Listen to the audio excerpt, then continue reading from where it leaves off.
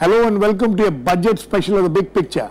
Finance Minister Arun Jaitley presented his maiden budget today over 2 hours, which covered a broad sweep of issues and sectors. The budget has received mixed reactions, with a section of industry and corporates welcoming it. Curiously, the stock markets reacted with confusion. Jaitley, analyzing the state of the economy, mildly attacked the previous government for being victims of populism and indulging in wasteful expenditure. He then laid out what some feel is a good roadmap towards fiscal consolidation, improving the economy and containing inflation. Though he is aware of the uncertainty of monsoons and the Iraq crisis leading to oil prices volatility becoming an impediment, he exuded confidence to tackle the challenges. However, what are the political signals which are coming out of this budget?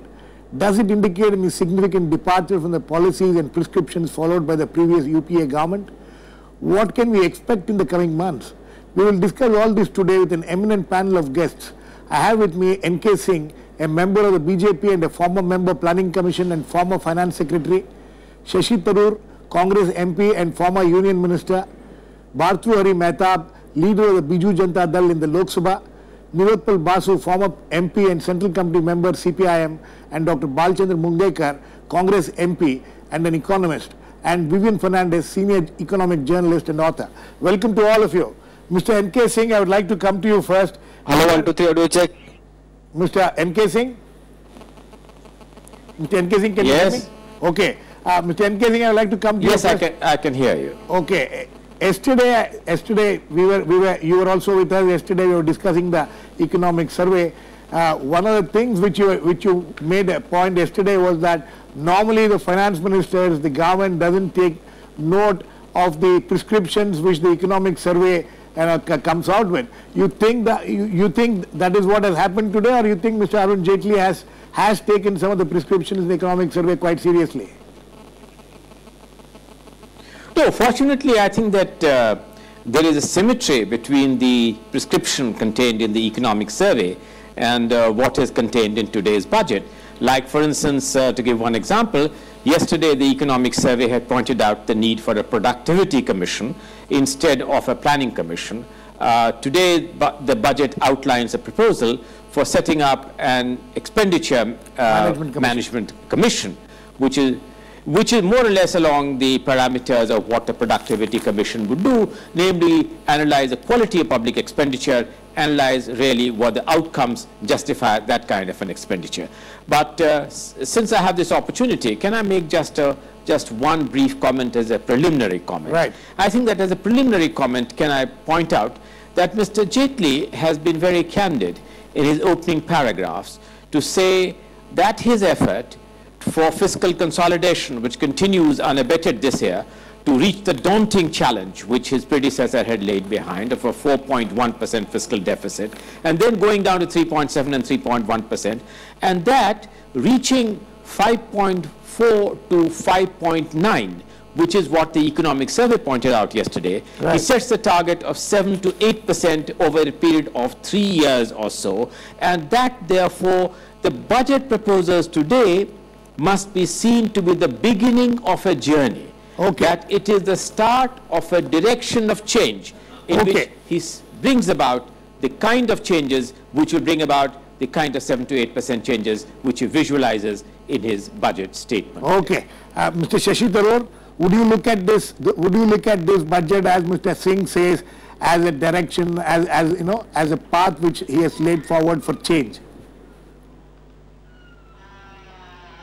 No, on the contrary. In fact, I'm surprised that I think Mr. N.K. Singh's position is slightly a reflection of where you stand depends on where you sit. He's now in the BJP, and so his stand, I think, has taken that particular reality into account. I must say, for someone like him, who like me has heard Arun Jaitley's views on the UPA's budgets over the last 5 years, I think we should really be surprised and disappointed in this budget's lack of the big, bold ideas Mr. Jaitley always liked to call for. A budget can't be a laundry list of assorted 100 crore rupee sops to various constituencies. It has to have a clear vision and a policy direction. Where are those? We've got 28 projects, somebody's done a total of them, that have been allocated 100 crores each. And one wondered if we were hearing a budget speech or Bollywood box office collections. There are no concrete decisions. For example, a direct tax code has been mentioned with no deadline. Instead, we have a series of committees having been set up. An expenditure management commission, a high-level committee of the CBDT on retrospective taxation, another committee to interact with industry on taxation, a fourth committee to examine MSMEs. These committees from a minister who routinely accused the UPA of delegating decision-making to groups of ministers. On top of that, no specific measures were announced to reduce inflation. Very little indication of where new jobs will come from for the 12 million people who come into the employment market each year. I'm really concerned. There's a lot more I can say, but I don't want to take excessive time. But this has been a very, very disappointing performance for somebody who was expected to offer big, bold new initiatives. Okay. I can be allowed the time to give a few more examples. No, I'll come back to you. Accuse the UPA consistently of fudging the numbers of fiscal deficit. Now in their documents they accept the 4.6% deficit, but they give no specifics on how they will bring it down to 4.1 while accepting that target figure. Okay. They've given absolutely no clear measures on how they'll increase revenues or tax collection efficiency. So how will they manage this fiscal deficit? Won't there inevitably be cuts in development expenditure? Mr. Tharoor, I'll come back to you. Yeah, sorry. I'll come back to you. Mr. N.K. Singh, would you like to react very quickly before I go to the other guest? Because I know in all fairness... Yes, I think that, I think in all fairness, when Sashi said my position is where I sit, I could turn the ball around and say that I'm glad that Sashi, for a change, is not acting as a crossbencher, but is speaking up for his party as stridently as an opposition party should. But I'm amazed that he is not giving Mr. Jaitley the credit for having to build on a legacy of shambles, which was left behind by the UPA government, regrettably by two very distinguished finance ministers, and leaving the economy in a dire strait. Okay, those are very strong words, Mr. Balchandra Mungekar. Mr. Singh says that, you know, the UPA has left the economy in shambles, and now it is for the NDA government with Arun Jaitley to rebuild the economy. I absolutely disagree with Mr. N.K. Singh. I happened to hear his 4 speeches on the budget prepared by first by Mr. Pranab Mukherjee and secondly Mr. Chidambaram. And 90% of the speeches that Mr. N.K. Singh made, they were praise of the UPA government and how budgets were commendable job. 10% he was making the suggestions, but I don't want to go to the extent to which Mr. Shashi Tharoor has gone. First of all, including Mr. N.K. Singh and the people like N.K. Singh must understand, except last 2 years rate of growth being 4.7%, 4.8% or so, this is even higher compared to number of European countries and developing countries. It is lesser compared to UPA's earlier rate of growth of the 8 years, which is around 7.9% or 8%. No, but you agree, you admit that there has been a problem and the economy is in a pretty bad shape, which needs to be put in place. No, which entire economic survey's clear reading shows that this economic survey indirectly has praised by putting the facts on the table. For example, infrastructure. The point basically here is that the promises that the BJP government under Modi that they are given, that they will be preparing the hard decision, they will be taking the bold decision, nothing of that sort. And half minute. The only question is, bad shape news. Agriculture production, last food grain production was bumper production. Economic survey says except 2 years infrastructure investment which the government has made, despite number of projects were in the pipeline, that is put that this investment put the government of India or India into the league of the developing nations and brought on the global level. The question is current account deficit that N.K. Singh was talking about, which is English accent, and I happen to hear that it has been brought down to 1.7%. The first accusation of the BJP government is that they were continuously accusing of populist measures that the UPA government is taking, and now they have surpassed the Congress government, Congress-led UPA government, so far populist measure is concerned. There are 13 nearly schemes scattered 100 crores of rupees each. That's why I define and describe Mr. Jaitley's budget as 100 crore budget. It is name changer rather than the game changer as they were claiming. Okay, Mr. Mehtab, tough measures. You know, one of the things which we heard actually during the campaign, after the campaign, during the last 6 weeks of this government is that tough measures need to be taken. Do you see those tough measures? Do you think those tough measures are needed? My initial reactions would be, the budget has come in the month of July. Normally, if a budget would have come in the month of February, which we would see next year, the situation would be different. The proposals and the schemes and whatever plans and whatever the government would be having would be more forthright. After a vote on account which the UPA government placed in last February, March, this budget in month of July ultimately has to be of this nature. Right. So I don't blame Mr. Jaitley for that. I'm not saying in a political way that he is carrying a legacy which has left the economy in shambles. But the situation today, as we have seen in economic survey, the situation is very bad. To say something in a public platform that will be more bold, will be more forthright, will be tough. Is a tough job. But as Mr. Singh has just now mentioned, a journey has just begun. And I would wait till 2016 budget, because this government is going to be here for more than 60 months. So you're giving them 2 more years? 2 more budgets. 2 more budgets. Just the third budget will see a drastic change. That's what I hope. Therefore, I would say the next budget which would come in February, and that will be also a path-breaking thing. But the other budget which will be coming in month of in 2016 would be a very forward-looking budget. In this budget, what we are discussing today, number of things have been spelled out. How they are going about it and what will be the situation like, not only relating to monsoon, but also other crises are also hovering around.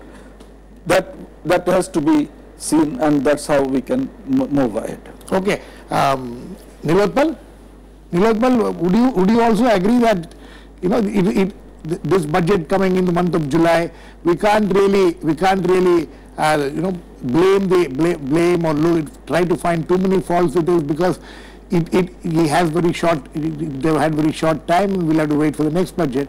But as far as this is concerned, do you see any major difference in the kind of policies which were adopted by the UPA government and what Mr. Jaitley has now presented today?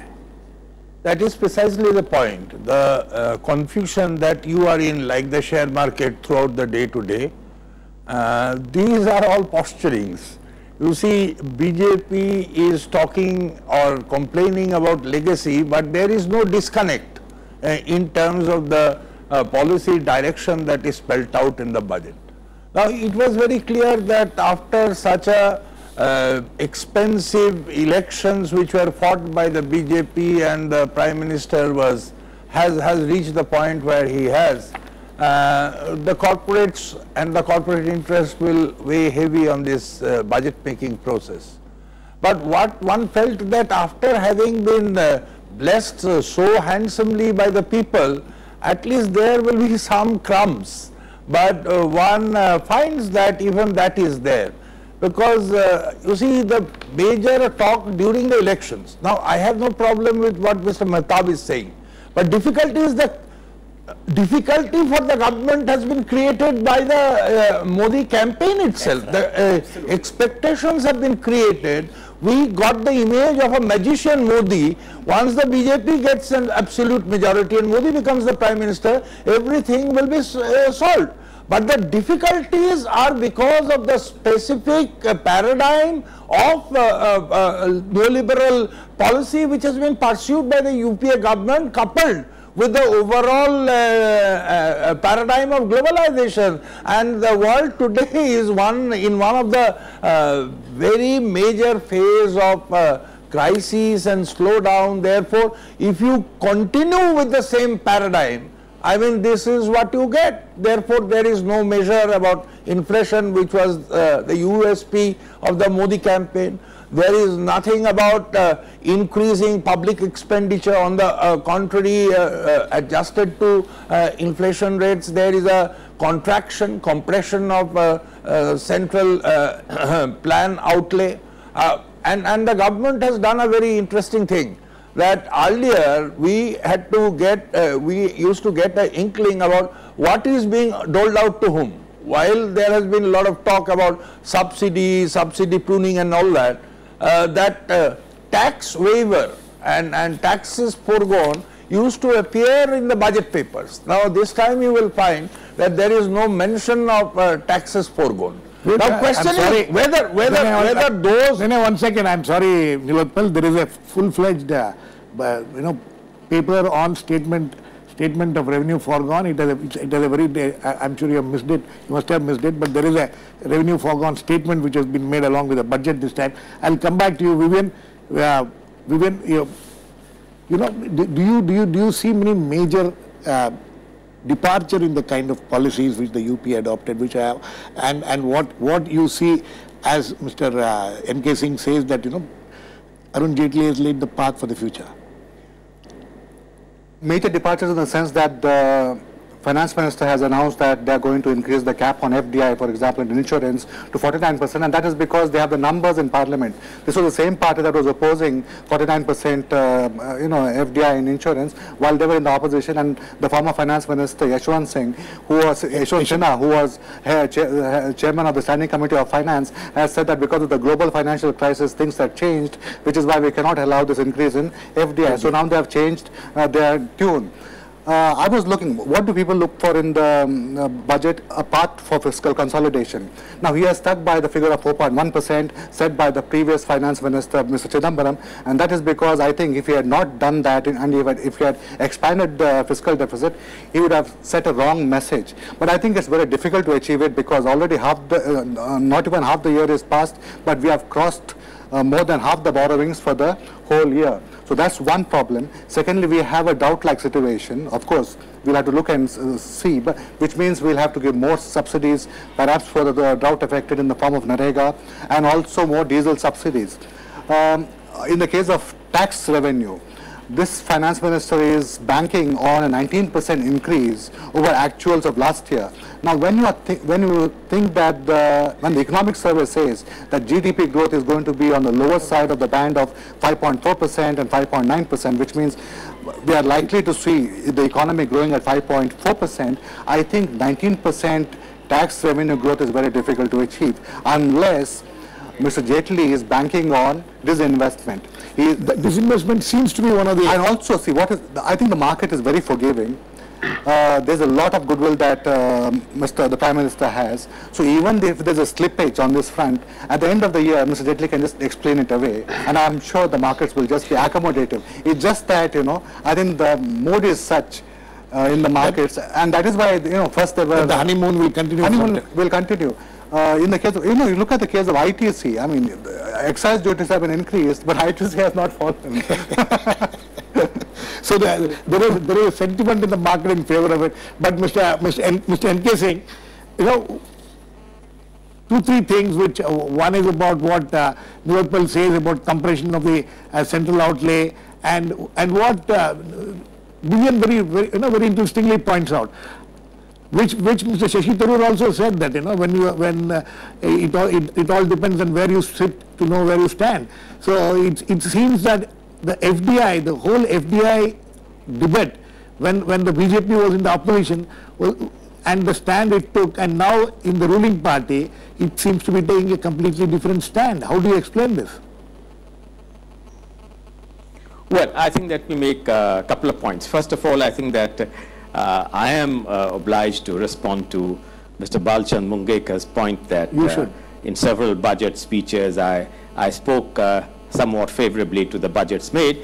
Of course, I wouldn't want to go into this, but part of the economic mess is that Mr. Balchand Mungekar was part of the member of the Planning Commission, which has made such a colossal mess of planning, where the results from the last plan and this plan continue to be abysmal. I'll leave it at that.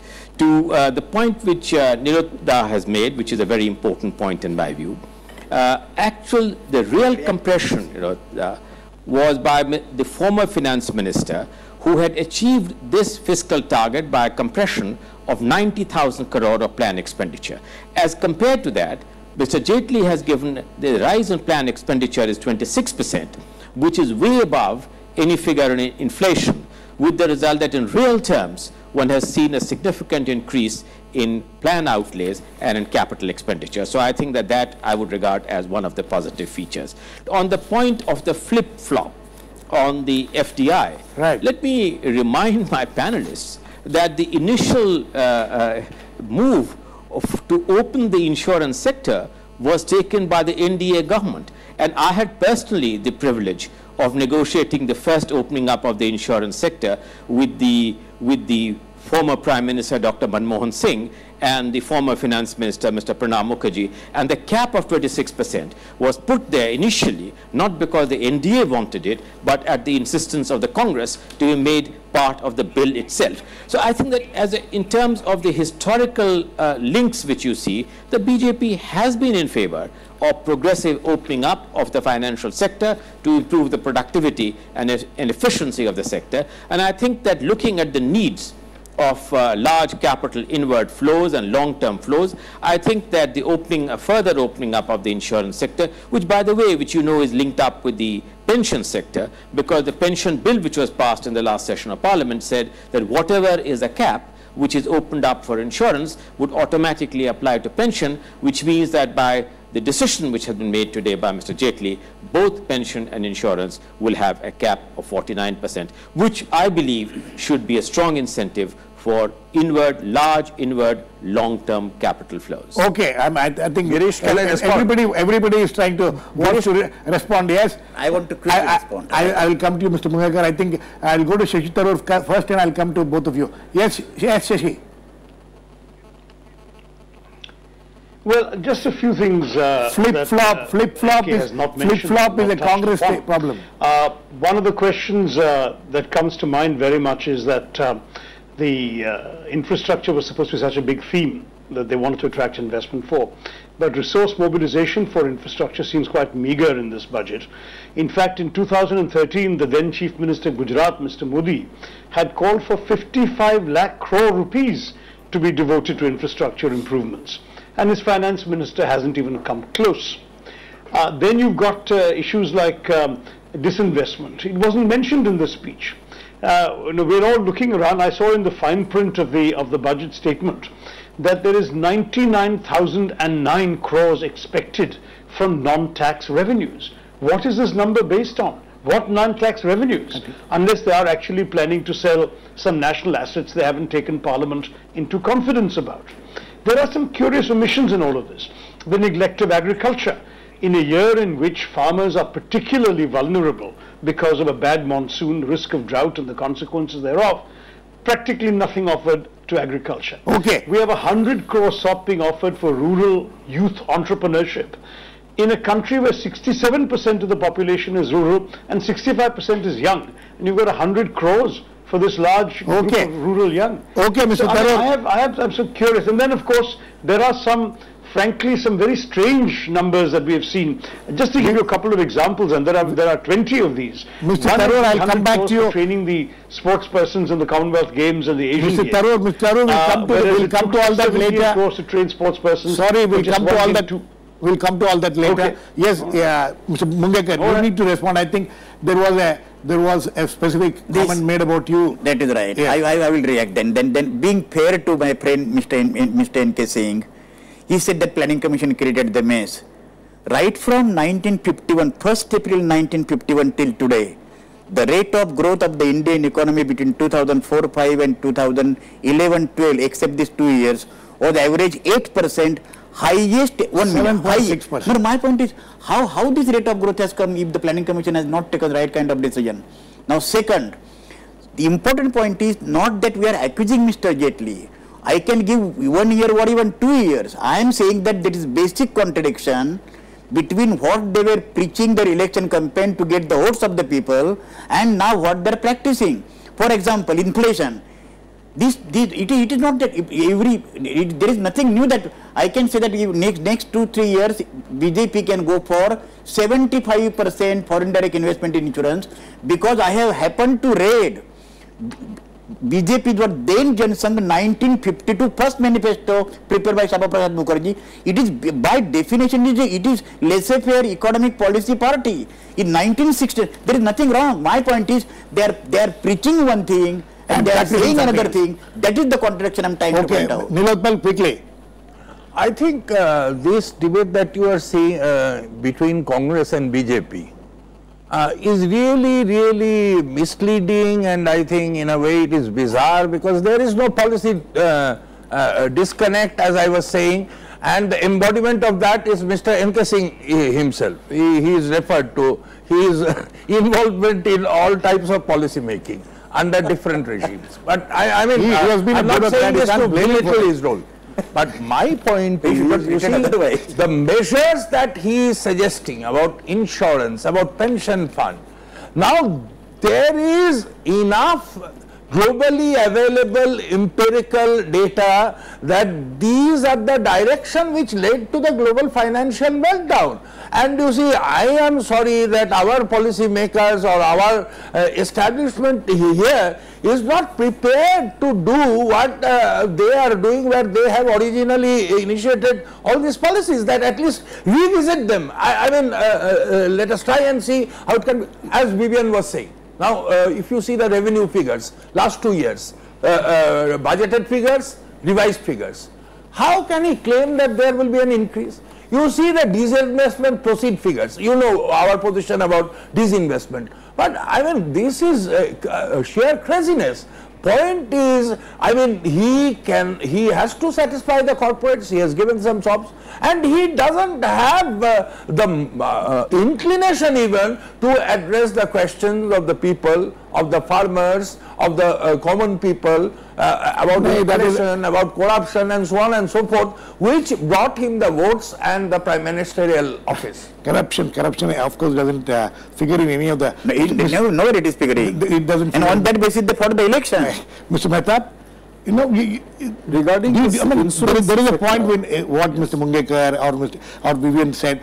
You have been sitting in the, you have been in the opposition even during the UPA. You are in the opposition even now. So you have been looking at these both the parties in a hopefully in a dispassionate manner. So now, how do you react to what Vivian says or Nilotpal says about the kind of, you know, you say something when you're in the opposition, and when you come to the government, you're taking a different stand.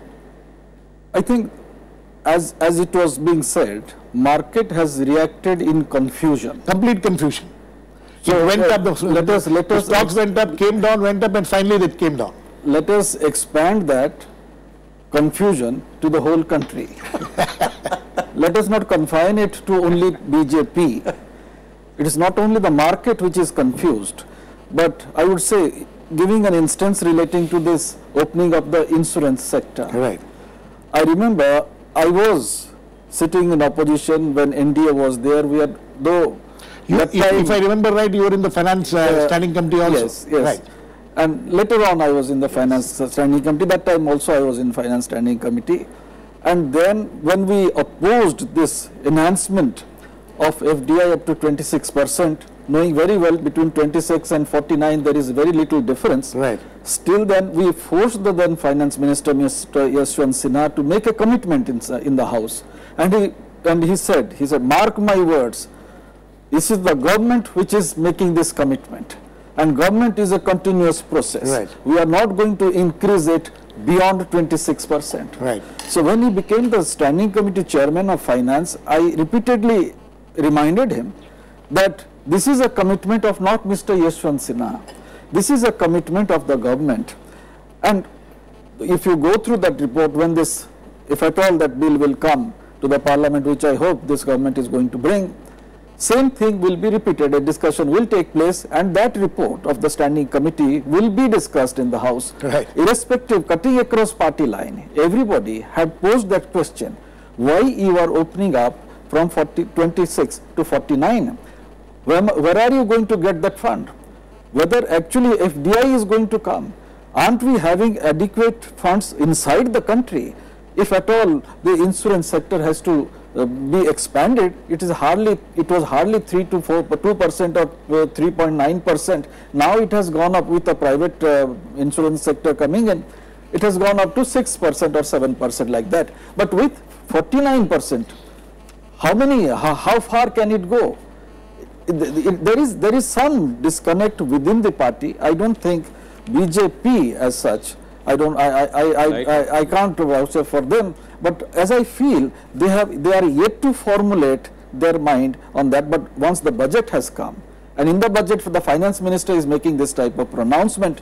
Definitely, it is the party's view. Mr. N.K. Singh, how do you react to that? Is there a confusion? There is absolutely no confusion.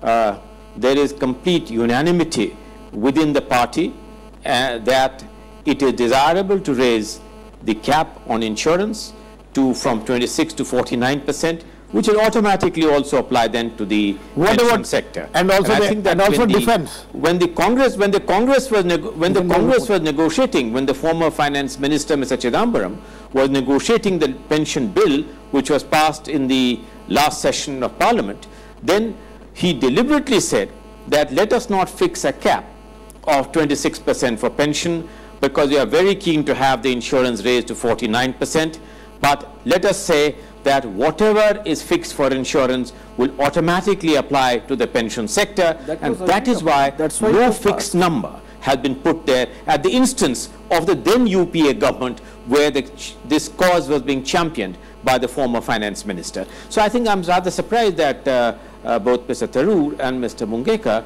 do not recall the background in which this effort has now been made to raise it from 26 to 49. Okay. Yes, Mr. Mungekar. Only half minute. My only point is I would like to remind N.K. Singh, Congress supports 49% investment in insurance. There is no doubt and there is no confusion. The argument is when they were in the opposition, they were totally shouting to the level of the sky that we shall not allow 49% investment. That is the only thing. Mr. N.K. Singh, that is the only simple point. Absolutely. Let him react to that. I am not saying it is wrong. But the larger question is, allowing FDI in insurance sector, whether it has brought in the kind of money that they are claiming will be brought in, because you see, that will have to India is already insured to a larger measure as compared to even Europe, and all these things about putting the pension fund and all that in the market has produced the disaster that the world is still suffering. Okay. Yes, Vivian. I think you need Girish, to come in to put some Girish, one is the clarification. BJP, the BJP, I think, has not been bold enough. The finance minister has not been bold enough. For example, in defense, one would have expected him to go beyond 49%, because why would foreigners bring in proprietary technology or high technology under Indian management? You are saying, first of all, that the whole aim is Vivian, 1 second. Sorry. FDI in defense, we have had 26%. Not a single person has not a single. And they will not come for 49%. You must give them majority control. Why not go for 74% and give a strategic veto to Indian partners? Because this is proprietary technology, and what we are concerned about here is jobs. Secondly, I think the finance minister here has succumbed to the Swadeshi lobby among the Indian corporates. Secondly, Mr. Jaitley's maiden budget has also been a marathon budget, and which is why, he's devoted himself to a whole lot of small things, right. 100 crore things. I did a Google search and I found 34 items on which 100 crore has been and 2 hours and 18 minutes. But there are some good issues. For example, in agriculture, the making sure that all farmers get soil health cards is a very important thing. Separating the feeders from the farm pumps to the home grid, which has worked very well in Gujarat. That's another interesting thing. A special mission for irrigation. We will come to the agriculture aspect of it and also the subsidy aspect of it. But Mr. N.K. Singh, you wanted to react quickly?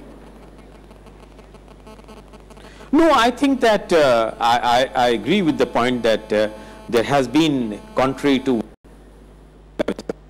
the agriculture received the kind of attention and priority, including raising farm incomes, for having large investments in warehousing, improving shelf life of products, improving the coverage of credit to agriculture. Agriculture has received the kind of priority which agriculture very rightly deserves, particularly in a year when there are such great uncertainties about the monsoon. Okay, Mr. Shashi Tharoor, let's move on to the other major issues of subsidy. That doesn't seem to be, though there were a lot of talks about, reforming subsidies and things like that.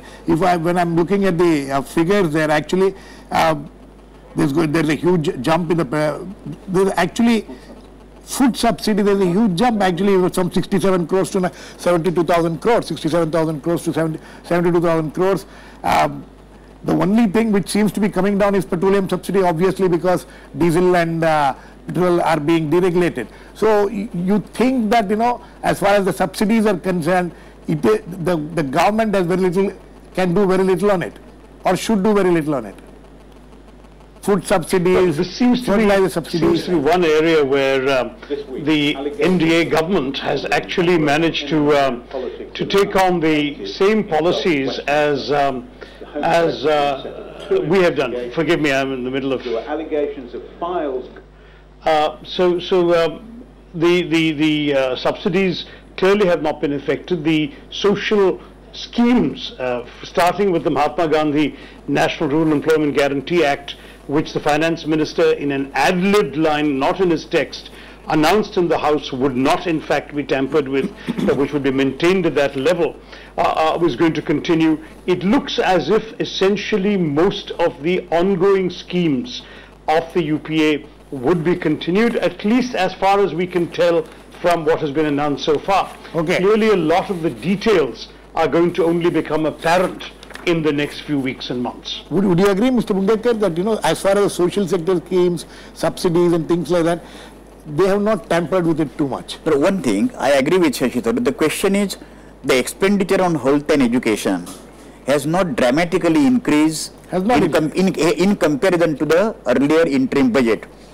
In simple terms, taking into account, as Niruptal was just now saying, there is no disconnect and there is no bold decision as it was expected, super budget, this, etc., etc.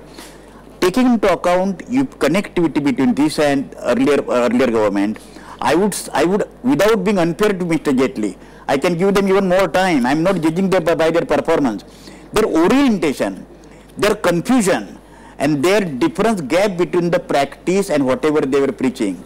Whatever the budget Mr. Jaitley has presented, I venture to say it is just appendix or annexure of the UPA government's budget. Nothing more than that. Okay. Nothing more than that. Okay. It is just annexure. Mr. N.K. Singh, very quickly, you know, I'm seeing the resources being transferred to states. There is this dramatic almost 50% increase from last year to this year, from 5,53,492 crores to 7,98,361 crores. You know, is this a very well thought out strategy? Is this part of the, during the campaign also, or even earlier, Narendra Modi as Chief Minister was constantly complaining about how centre doesn't give funds to states and things like that. So you think this is a conscious strategy on part of the government and the finance minister? No, I think that, you know, first I think I must make a comment to what Balchandra Mungekar said. Indeed, this budget is not an annexure or an appendix to the UPA budget. It is a chapeau clause and the overarching theme of which the UPA budgets were an appendix. Now, to react to the point which you made, I think that it would be fair to say that quite consistent with what the Prime Minister, Mr. Modi, had said, for due importance to the federal structure in which devolution of funds should be made more directly and in accordance with the Constitution, and that the appendage of the Planning Commission, of which both Mr. Mungekar and myself had the privilege of being having served at one particular point in time, would be replaced by mechanisms in which the devolution to states would be more entitlement driven instead of being given on the basis of performance criteria. That is why there is so much talk and emphasis in restructuring the Planning Commission and the entities to which devolution. That's very interesting. I'll come to you. There was no talk about it, NK. Yes, there was no reference to this in the speech of the finance minister. No, my point is precisely, this is an interesting argument that NK makes, except it was not mentioned by the finance minister even remotely. The entire nation is wondering what's happened to the Planning Commission, why it's been allowed to sit untenanted for the last 6 weeks. but in fact no mention was made of this, not even a hint was given. We can't just hear it on a television program from Mr. N.K. Singh. The finance minister should take the nation. Absolutely, I agree. If indeed what he's saying is based on government policy. Okay. Can I just react very quickly? Yes, very quickly. This is because Sashi, something which only Balchand Mungekar and I know, which you don't, is that the Planning Commission, regrettably, right from its inception, has no statutory status. It has no legal basis. It has been constituted by a notification from the Cabinet Secretariat and did not really need to be dealt with of the proposals on the restructuring of the Commission in a speech by the Finance Minister. Not the scrapping. No, okay, yes, Nilotpal, let's get back to let's get back to important issue. The devolution of funds to the states. I'm straight coming to that point. You see, there is a magic here. Magic is all the centrally sponsored schemes have been transferred to the states. So formally, these big philosophical lectures by N.K. Singh can be facilitated. But in practice, 90% of these funds will be controlled by the central government. One. Secondly, Mr. N.K. Singh was saying regrettably, it was not formed through any statutory decision of the parliament, that planning commission, but it was a conscious decision, because central government planning commission was never central government, union government's baby. It is a cooperative body involving both the center and the states, and they are accountable to the National Development Council. All this theorizing that is happening now outside the forum of parliament is actually illegitimate. I don't know whether states have been consulted in taking the course that they are taking regarding the planning commission. Okay, Nilotpal, Mr. Mehtab, your party has also been talking about more devolution to the state. You think this is something? Is it a positive thing? But but please take note of what Mr. Nilotpal says, that it still has to be will be controlled by the central ministries despite this. Don't tell me I will be very harsh in this aspect, because in today's Indian polity, there are three political parties who believe in centralization. One is Congress, second is BJP, and third is CPM. So when Nilotpal Babu is saying this, I am not surprised. I'm not surprised, but I'm surprised. I'm talking, we support centralization. Yes, that's what I'm saying. One good reason because we have fought, this entire Panchayat Raj structure. Nilotpal, let him complete. No, I don't know why, how can you make at least let him You believe in centralized policy, you believed in centralization of power. That's the policy of this political party, whereas many political parties in this country today believe that there has been over-centralization and there is need for devolution of finance. During last 40 years, what has happened? Therefore, as a regional party, Biju Janata Dal has been saying this, and luckily, we have a Prime Minister today who has been 3 times Chief Minister of a state, and repeatedly he has said, I understand the predicament of respective Chief Minister and the state government. I have to go into the details. Frankly, I would say, the devolution that he had assured, whether that is reflected in this budget or not, in a day or two, I think many things will come out, and we will be also going into the details. Whether, as Nilotpal Babu just now mentioned, that still most of the funds decision will be controlled by the center. In fact, one of the I have to inform all of you, because just now in one of the interviews which the finance minister was giving to one of the channels, this question was specifically asked to him, but he made it very clear that funds will still go through the central ministries. So, Mr. Earlier, they will be going through central ministries. I would say, just a moment. I would say there is no harm if it goes through different ministries, because ultimately the state government has to account for.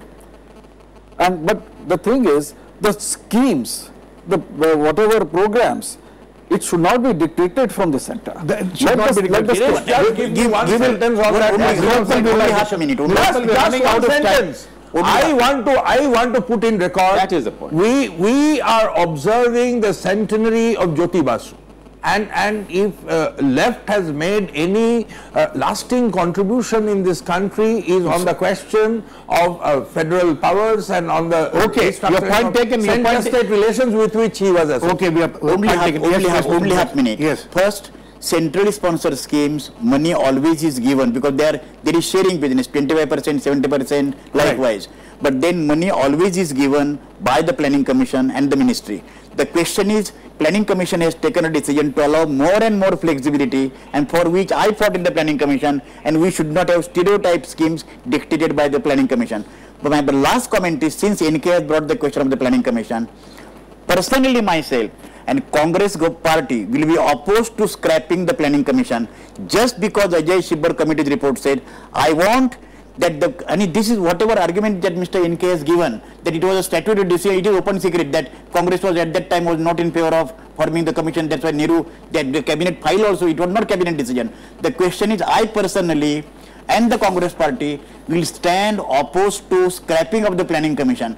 What we want is, and I personally what I want is, in view of the changing circumstances, Planning Commission needs to be restructured, reoriented. But scrapping altogether Planning Commission without consultation of the states, without National Development Council, without policymakers is simply unacceptable to us. Mr. Mungekar, I'm sure in the coming days there will be a big debate in this country about the Planning Commission. Then we will be discussing this more things. Mr. NK Singh, now finally, we are running out of time. Finally, very quickly, you are saying that this is a budget which is showing the path, it's showing the future way, and he has laid down the path for it. But what do you think can be the impediments if you as an economist looks at the scenario as of today? Well, I think there are three very important imponderables. First, I think that the imponderables in Iraq and the kind of spike in oil prices and the consequences thereof on the price of petrol and petroleum products and fertilizers in this country, and the burden that might cast on the subsidy issue on the budget. So this is an imponderable. The second imponderable is the spatial distribution of the vagaries of the monsoon and the extent to which this would hurt the agricultural sector, and what remedial steps would be necessary to ameliorate the distress which that causes and to ensure that farm incomes do not shrink dramatically. And third and finally, the exogenous variable of the manner in which the economies of the developed countries, particularly in the United States and Eurozone, are likely to behave. I would regard these as three important variables on which, with predictability, it would be difficult to say anything at this stage. Okay, Vivian, very quick last words to you. You mean this budget, you think, if we give concession to the fact that it is coming only in July, you think the next budget, as Mr. Mehta says, next budget will truly show the way what the BJP would be and wants to do? Yeah, between now and the next budget, I think the government will have to show that it is really means a change from the legacy of the Congress, because the Congress in some ways has done very good. For example, we have had 4.7% growth in agriculture. A lot of things have been done in agriculture in the past 10 years. This needs to be continued. At the same time, there are certain things which need to be discontinued. For example, on the food security front and the entire nationalization virtually of the farm trade in wheat and rice. We need to decentralize this. We need to give more freedom to the farmers, which has not happened. And also there are certain very good things in the budget for infrastructure and also for manufacturing, which because of the lack of time we have not been able to expand. Yes, exactly. But I think we should look at this as work in progress, because big banks and all that which cannot be delivered are of no use. I think we need a nuts and bolts program for the whole year, and I think we expect the Prime Minister to deliver, because he has made such expectations have been so high. Absolutely. On that note, I think we need to end. Expectations have been very high. Finance Minister has, many of my panelists say that if this is a work in progress, we'll have to wait and watch next 6-7 months before he presents the next budget. Till then, how he will follow some of the things which he has laid out in the budget will be watched very carefully. Thanks to all my guests, Mr. NK Singh, Shashi Tharoor, Balchandra Mungekar, Bhatwari Mehta, Vivian Fernandez and Nilotpal Basu. Please keep watching. We'll come back with another issue, Big Picture, same time tomorrow.